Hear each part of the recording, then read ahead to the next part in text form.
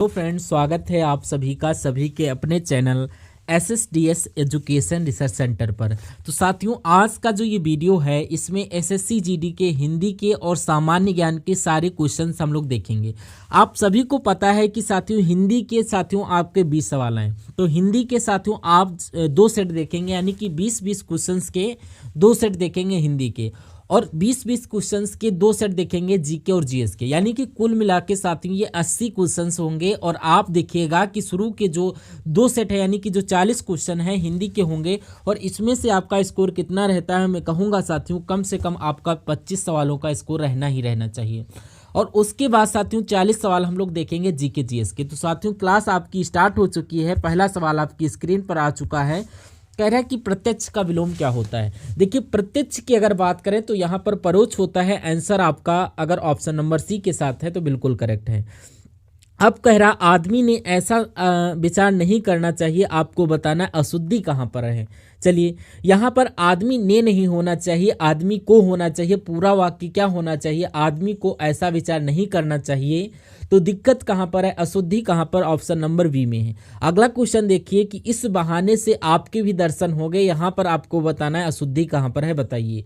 चलिए, इस बहाने से आपके भी दर्शन हो गए, इसका आप लोग राइट आंसर बताइए। देखिए साथियों, यहाँ पर क्या होता है, देखिए होना क्या चाहिए, इस बहाने होना चाहिए, से कि यहाँ पर कोई ज़रूरत नहीं है। इस बहाने आपके भी दर्शन हो गए, तो मैं कहूँगा अशुद्धि कहाँ पर, ऑप्शन नंबर ए वाले में है। अगला क्वेश्चन देखिए कि रामू की अपेक्षा केवल इसलिए हुई क्योंकि राजीव उसकी अपेक्षा अधिक बुद्धिमान है। देखिए, अपेक्षा उपेक्षा वाला सवाल साथियों बहुत आता है, तो इस सवाल को करिए। देखिए कैसे करेंगे, रामू की अपेक्षा नहीं आना चाहिए बल्कि रामू की उपेक्षा आना चाहिए। ये होगा या तो ये होगा।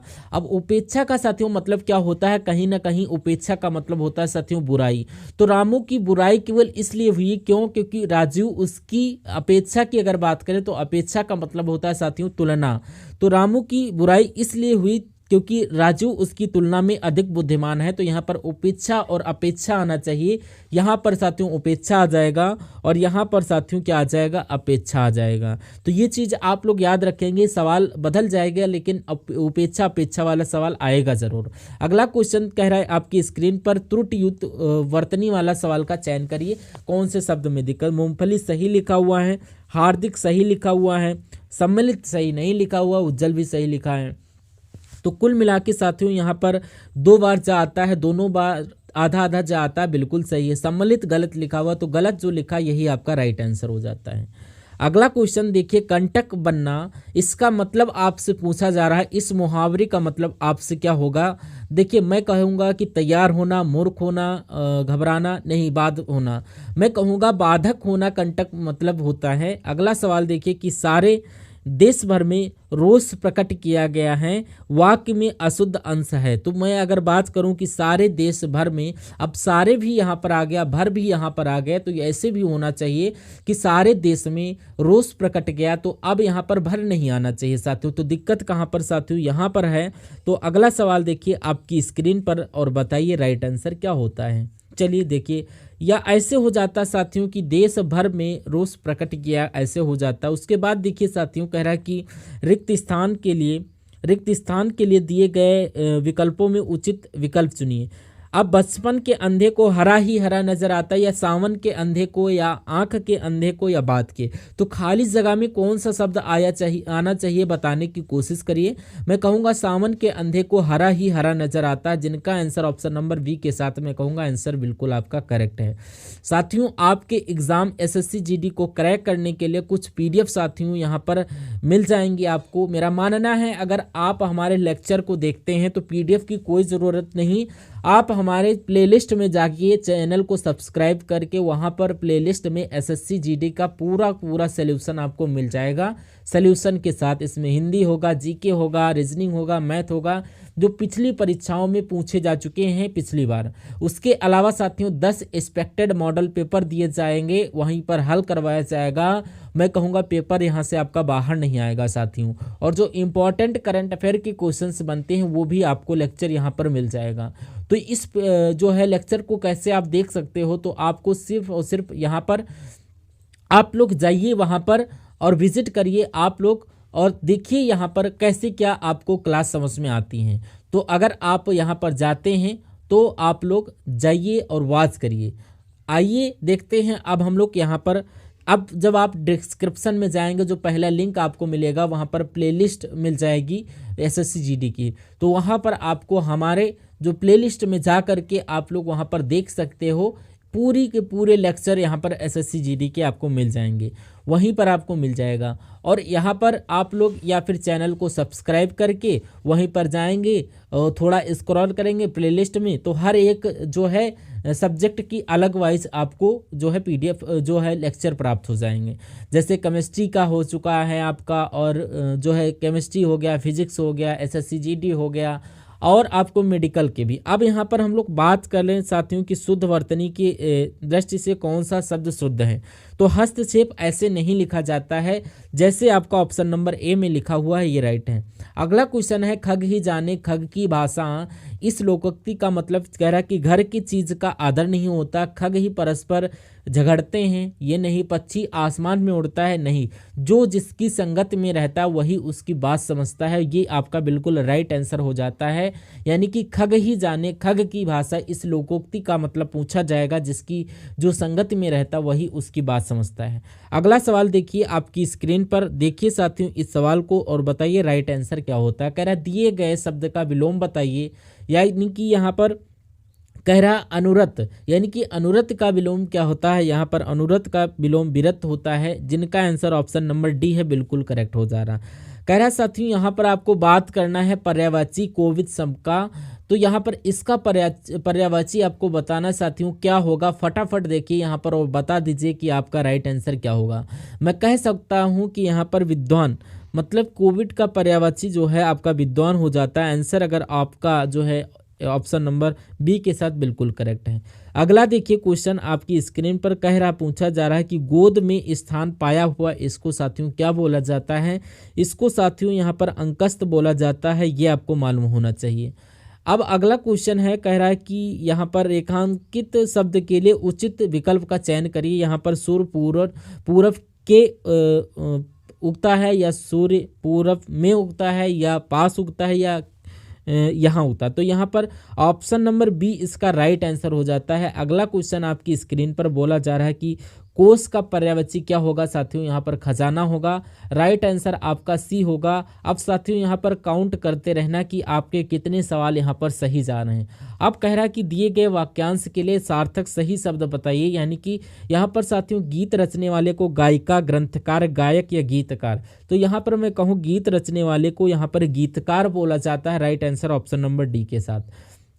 अगला क्वेश्चन है कि रेखांकित शब्द के लिए उचित विकल्प का चयन करिए। कह रहा है कि यह लोग कहाँ रहते हैं आपको बताना है। तो यहाँ पर अगर साथियों बात करें कि यहाँ पर आपको यह आना चाहिए, यह नहीं आना चाहिए, यहाँ पर ये आना चाहिए, यानी कि ये लोग कहाँ रहते हैं। तो कुल मिला के आपका सही जवाब अगर बात करें ऑप्शन नंबर ए हो जाता है। उसके बाद देखिए साथियों काला अक्षर, अगला क्वेश्चन, काला अक्षर उल्लू बराबर, या काला अक्षर गाय बराबर, या काला अक्षर भैंस बराबर। तो आपको ये बताना है कि यहाँ पर राइट आंसर क्या आता है। अगर आपने ऑप्शन नंबर सी चुना है काला अक्षर भैंस बराबर, तो आपका बिल्कुल आंसर सही हो जाता है। उसके बाद देखिए साथियों नेक्स्ट नंबर का सवाल आपकी स्क्रीन पर, अभी आपके 20 सवाल होने वाले हैं। कह रहा है कि रेखांकित शब्द के लिए उचित विकल्प का चयन करिए, यानी कि वह घोड़े में सवार है। तो यहाँ पर में की जगह पर क्या आना चाहिए ये आप लोग बताइए। वह घोड़े के सवार था, या घोड़े से सवार था, या घोड़े पर सवार था, ये बिल्कुल राइट हो जाता है। अब किस रेखांकित शब्द के नीचे में की जगह पर आना चाहिए। वह घोड़े पर सवार था। अगला सवाल देखिए यहाँ पर जो है फ्रेंड्स, देखिए विकास के लिए आर्थिक आवश्यकता होती है। कुल मिला के आपको बताना है कि साथियों यहाँ पर क्या आ सकता है। चलिए बताइए।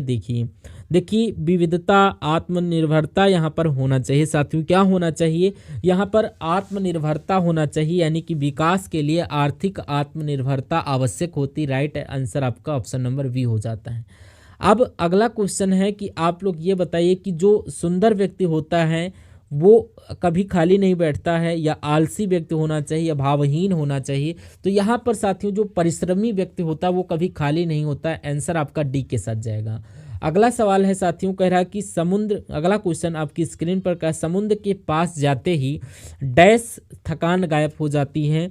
आधी थकान गायब हो जाती है, आधी आपका जो है आधी या आधी, मतलब आधी थकान आपकी गायब हो जाती है। ऑप्शन नंबर सी वाला राइट हो जाता है। अगला क्वेश्चन आपकी स्क्रीन पर कह रहा है निम्नलिखित में से शुद्ध शब्द का चयन करिए। यहाँ पर चारों शब्दों में से क्या पद्धति ऐसे लिखा जाते हैं। देखिए पद्धति की अगर बात करें ऑप्शन नंबर सी में जैसे लिखा है ये बिल्कुल राइट हो जाता है। यहाँ पर बड़े ता में बड़े ई की मात्रा लगी, ये गलत हो जाएगा। पद्धति जैसे ऑप्शन नंबर सी में लिखा हो बिल्कुल उससे लिखना होगा। अगला सवाल आपकी स्क्रीन पर है साथियों, क्या बोला चाह रहा है, कह रहा है कि ये बेर मीठे नहीं है, ये वीर मीठी नहीं है, ये बार मीठे नहीं, तो यहाँ पर ये बेर होने चाहिए। आंसर आपका ऑप्शन नंबर बी हो जाएगा। अगला देखिए यहाँ पर आपकी स्क्रीन पर बोल रहा है कि नाम फैलाना। इस नाम फैलाने का मतलब क्या होता है, उत्सुक होना या बहुत प्यार करना या चौकन्ना होना या मशहूर होना। तो मैं कहूँगा राइट आंसर आपका ऑप्शन नंबर डी के साथ जाएगा। अगले नंबर का क्वेश्चन है, बोला जा रहा है कि संतोषी व्यक्ति सदा सुखी रहता है, बताना खाली जगह पर क्या आना चाहिए। असफल रहता तो असफल तो रहते हैं, तो मैं कहूँगा यहाँ पर आपका ऑप्शन नंबर ए के साथ जाएगा, यानी कि संतोषी व्यक्ति सदा सुखी रहते हैं। अगला सवाल देखिए यहाँ पर बोला जा रहा है साथियों, क्या निम्नलिखित शब्दों में से शुद्ध वर्तनी वाला शब्द का चयन करना है। तो यहाँ पर कनिष्ठ आपको बताना, ऐसे लिखा जाता नहीं, ऐसे लिखा जाता है साथियों नहीं, तो आपको ये बताना है कि जैसे ऑप्शन नंबर डी में लिखा हुआ है सेम ऐसे लिखा जाता है। अगला क्वेश्चन आपकी स्क्रीन पर, दोषी व्यक्ति एक स्वयं से डरता है, इसमें आशय के लिए लौकिक। चलती का नाम गाड़ी, काला अक्षर भैंस बराबर, घर का वेदी लंका डर, चोर की दाढ़ी में तिनके का मतलब ये होता है दोषी व्यक्ति स्वयं से डरता है, यानी कि खुद डरता है वो। अगला सवाल देखिए कि बोला क्या जा रहा है साथियों, बोला कि हमने सदा तुम्हें अपना समझा, डैश आपको खाली जगह में कौन सा शब्द आएगा ये बताना है। तुम्हारा नहीं या बुरा नहीं या पराया नहीं या धनवान नहीं। तो यहाँ पर हमने सदा अपना समझा तुम्हें, पराया नहीं, तो यहाँ पर पराया शब्द जो है साथियों ये आपका आ जाएगा। अगला क्वेश्चन देखिए साथियों और बताइए कि यहाँ पर फूल का पर्यायवाची कौन सा नहीं। अगर बात करें साथियों फूल के पर्यायवाची कौन कौन से है, सुमन है, पुष्प है, कुसुम है, लेकिन तनुजा ये पुष्प का पर्यायवाची नहीं है, तो नहीं है, तो यही आपका राइट आंसर हो जाता है। तो साथियों अगर मैं आपको बता दूं जीएस के क्वेश्चन आपको आएंगे जो कि जनरल स्टडी के आएंगे, जो 40 क्वेश्चन के बाद देखेंगे, और उसमें देखिएगा साथियों कि आपका स्कोर कितना रहता है। कह रहा है कि इस संक्षिप्त गद्यांश की सरल व्याख्या कीजिए या विस्तृत व्याख्या कीजिए या अपने शब्दों में व्याख्या कीजिए, भावपूर्ण व्याख्या कीजिए। तो यहाँ पर साथियों बात करें तो यहाँ पर विस्तृत व्याख्या कीजिए, तो व्याख्या की जा रही तो यहाँ पर विस्तृत कीजिए, ये होना चाहिए। अगला सवाल कह रहा है कि किनारा शब्द का पर्यायवाची क्या होगा। तो यहाँ पर किनारे की अगर साथियों बात करूँ तो यहाँ पर किनारे को कूल बोला जाता है, तो राइट आंसर आपका ऑप्शन नंबर किसके साथ जाएगा, ए के साथ जाएगा। अगला क्वेश्चन है आपकी स्क्रीन पर, बोला जा रेखांकित शब्द के लिए उचित विकास का चयन करिए। समुच्चय जो है भारत में खुशी का लहर दौड़ गया, तो समुच्चय गम, कम, घने और संपूर्ण और घोर, तो मैं कहूँगा कम भारत के लिए खुशी दौड़ गई, घने या संपूर्ण भारत में, ये आपका राइट हो जाता है। अगला क्वेश्चन है कि हाथी की पीठ पर रखे जाने वाले आसन के लिए शुद्ध शब्द में क्या बोला जाता है। तो इसको साथियों हौदा बोला जाता है, ये आप लोग मालूम रखेंगे।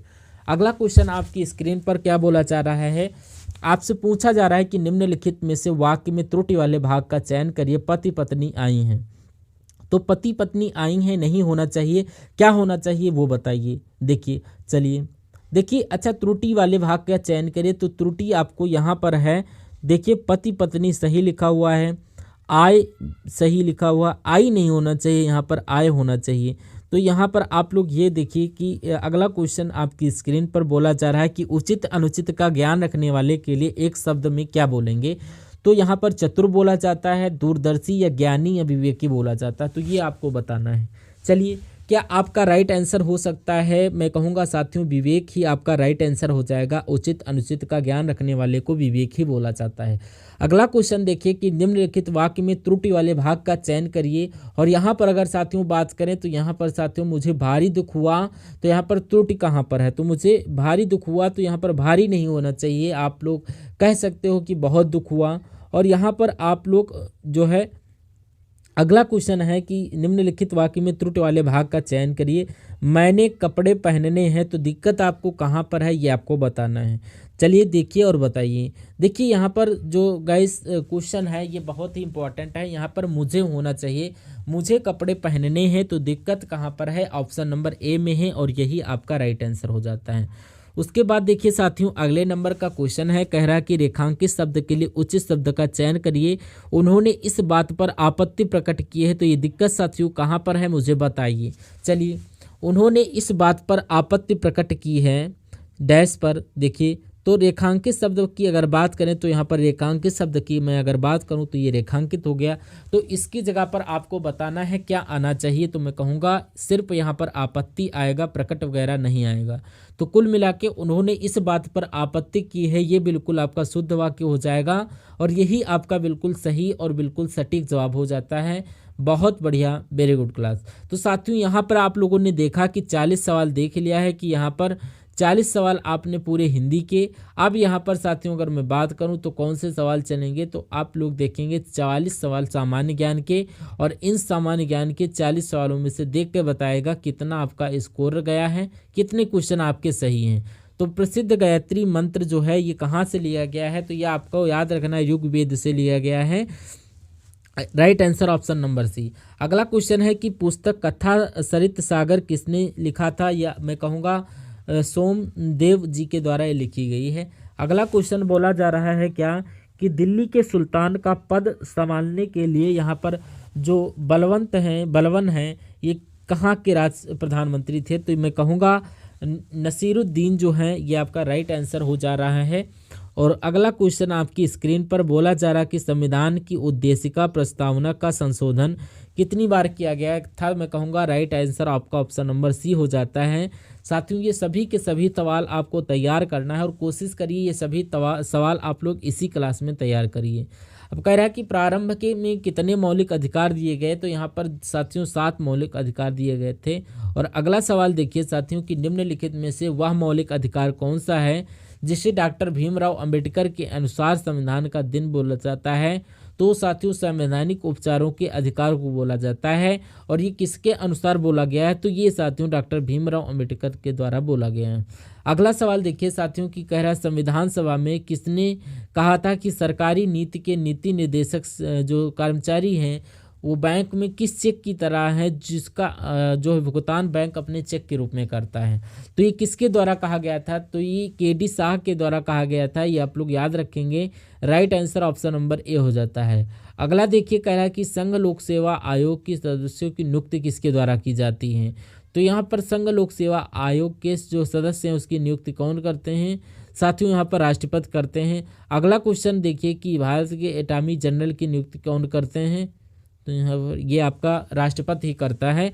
अगले नंबर का सवाल है साथियों, कह रहा है कि राष्ट्रपति द्वारा राज्यसभा के सदस्यों का नामांकन जो है किस देश के नियम के अनुसार लिया गया, तो यहाँ पर अलग अलग देश के संविधान से लेके आया। जो राष्ट्रपति है ये राज्यसभा के सदस्यों का नामांकन करते हैं, तो ये साथियों कहाँ से ली गई है ये चीज़ साथियों आयरलैंड से ली गई है, ये चीज़ आयरलैंड से ली गई। अगला सवाल देखिए कह रहा है कि भारत के दक्षिण छोर का क्या नाम है, तो यहाँ पर निकोबार द्वीप समूह में स्थित इंदिरा पॉइंट है। अगर भारत का दक्षिणी छोर पूछे तो आपको इंदिरा पॉइंट बता देना है जो निकोबार में स्थित है। अगला क्वेश्चन निम्नलिखित में से कौन से देश है जो पार्ट जो है यहाँ पर पाक स्टेट की अगर मैं बात करूँ तो भारत और श्रीलंका है, यानी कि आंसर आपका ए के साथ जाएगा। अगला सवाल कह रहा है कि राज्य समूह जिनसे मणिपुर की सीमाएं लगी हैं, तो वो कौन कौन से राज्य में है जिसके मणिपुर की सीमाएं लगी हैं, यह आपको बताना है। तो मेघालय और मिजोरम, त्रिपुरारे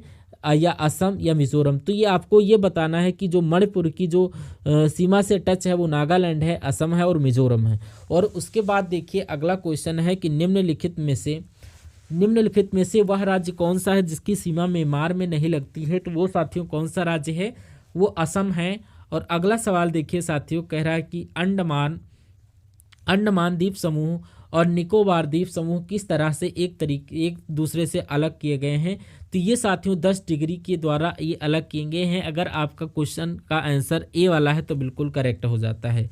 अगला सवाल आपकी स्क्रीन पर बोला जा रहा है कि अंडमान निकोबार द्वीप समूह में गद्दीदार जो चोटी है ये कहाँ पर स्थित है, बताने की कोशिश करेंगे।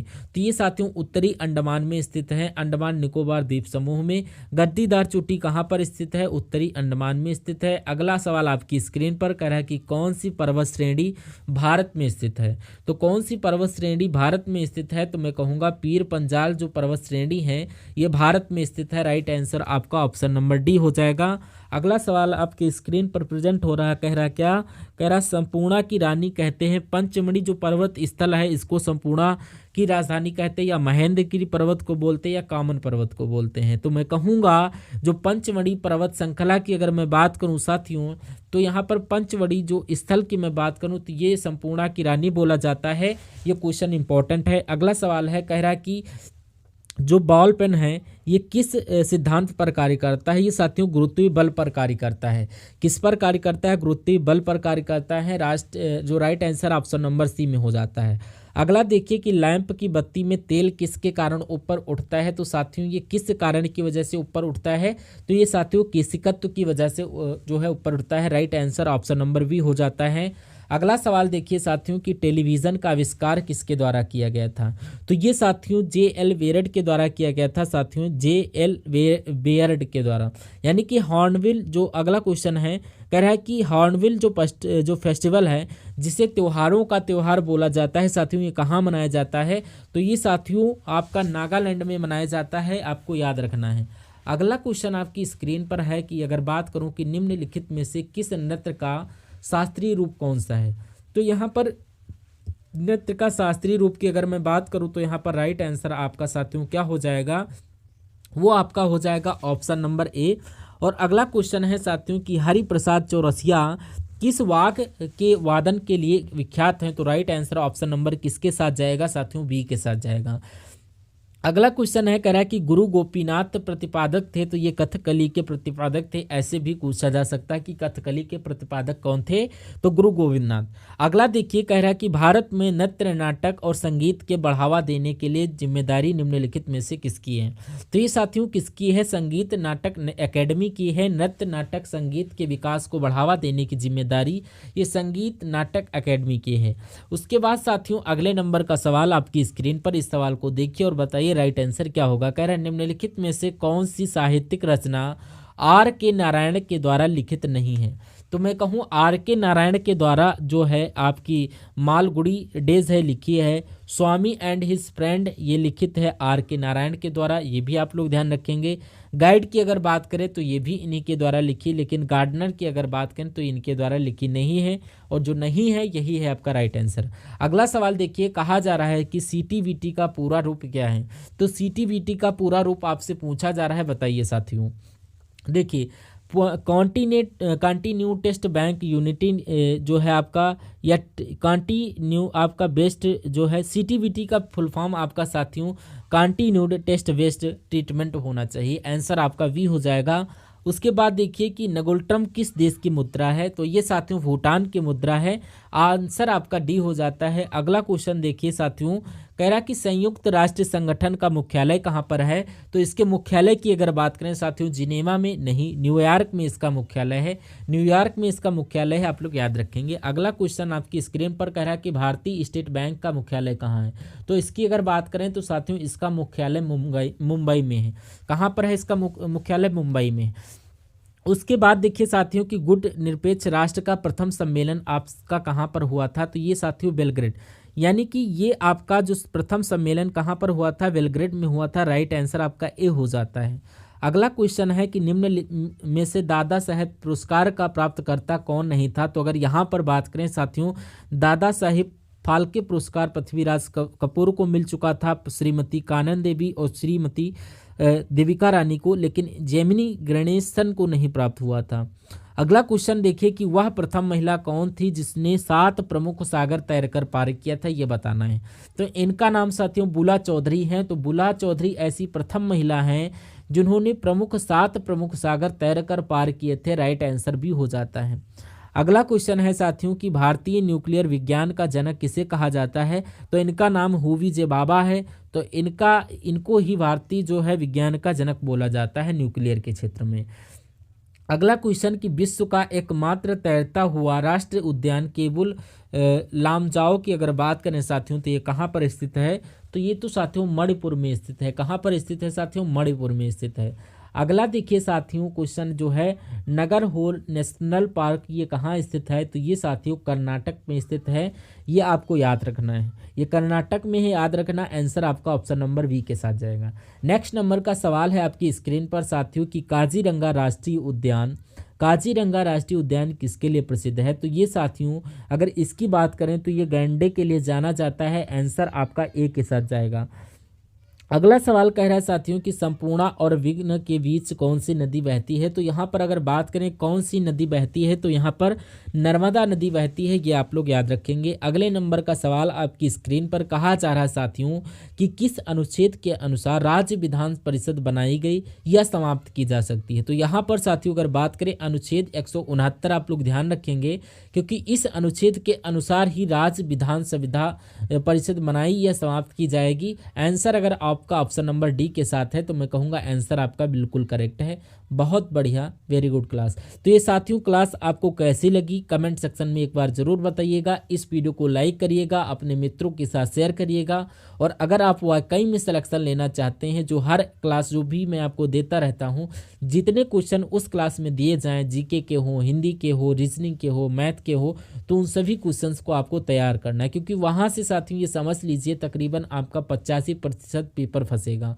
अगर 100% सिलेक्शन आप लेना चाहते हैं तो पेपर को आप 80% करके आइए। वैसे तो नॉर्मली कट ऑफ 60% ही जाती है एसएससी जीडी की, 55 भी जाती है, लेकिन कहीं कहीं 50% भी जाती है। तो 50% का मतलब 80 में से 40 क्वेश्चन। लेकिन अगर बात करें साथियों आपको 100% सिलेक्शन लेना और बहुत अच्छे नंबर से पास करना, एक रैंकर्स की श्रेणी में जाना है, तो मैं कहूँगा 80% आपको करना ही करना होगा। तो मिलते हैं नए शानदार इन्फॉर्मेटिव टॉपिक को लेकर, तब तक के लिए जय हिंद, वंदे मातरम। आप पढ़ते रहिए अच्छी तरीके से और आपको हमारे लेक्चर को देखते रहें।